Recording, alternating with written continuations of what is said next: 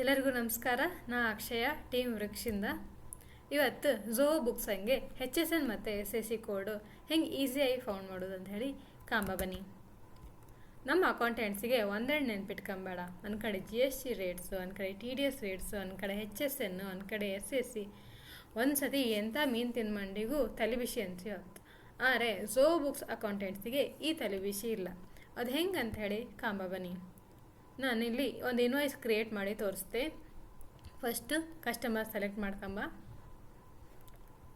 ಆಮೇಲೆ ನಾನಿಲ್ಲಿ item ಹಾಕ್ತೆ, books ಅಂತ. ಇಲ್ಲಿ ನಿಮಗೆ ಎಡಿಟ್ ಆಪ್ಷನ್ ಇರುತ್ತೆ. ಇಲ್ಲಿ ಸರ್ಚ್ ಬಟನ್ ಕ್ಲಿಕ್ ಮಾಡಿ ಇಲ್ಲಿ ಯಾವುದೇ ರ್ಯಾಂಡಮ್ ಐಟಮ್ ಹಾಕಿ, ಲೈಕ್ ಕಂಪ್ಯೂಟರ್ ಅಂತ ಹಾಕ್ರೆ ಕಾಣಿ ನಿಮಗೆ ಕಂಪ್ಯೂಟರ್ ರಿಲೇಟೆಡ್ ಎಲ್ಲ HSN ಇಲ್ಲಿ ಶೋ ಆಗ್ತು. ಇದು ಬರೀ HSC ಇನ್ನೇನಿಗಲ್ಲ, ನೀವು SSC ಕೋಡಿಗೂ ಸಹ ಯೂಸ್ ಮಾಡ್ಲಕ್ಕೆ. ಇಲ್ಲಿ ಪ್ರೊಫೆಷ್ನಲ್ ಫೀಸ್ ಅಂತ ಹಾಕ್ರೆ ನಿಮಗೆ ಶೋ ಆಗ್ತು. ಹೀಗೆ ನೀವು ಈಸಿಯಾಗಿ HSN ಅಥವಾ SSCನ ಕಂಡುಹಿಡಿಲಕ್ಕೆ.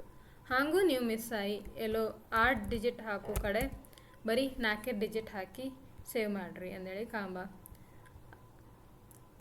ಬಟ್ ಬುಕ್ಸಾಗೆ ಆ ಪ್ರಾಬ್ಲಮ್ ಇದ್ದಿಲ್ಲ. ಅದು ಎರರ್ ತೋರಿಸುತ್ತೆ. ನಿಮ್ಮ ತಪ್ಪನ್ನು ಇಲ್ಲೇ ಕಂಡು ಹಿಡಿದು ನಿಮ್ಮ ಮ್ಯಾನೇಜರಿಗೆ ಗೊತ್ತಾಯ್ದಂಗೆ ಮಾಡುತ್ತೆ. ಕಾಣಿ ಈಗ ನಾವು ಕರೆಕ್ಟ್ HSN ಹಾಕುವ.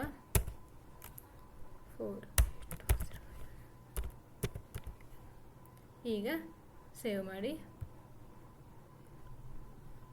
ಕಾಣಿ ನಿಮ್ಮ ಇನ್ವಾಯ್ಸು ಎರರ್ ಫ್ರೀ ಆಗಿ ಕ್ರಿಯೇಟ್ ಆಯಿತು.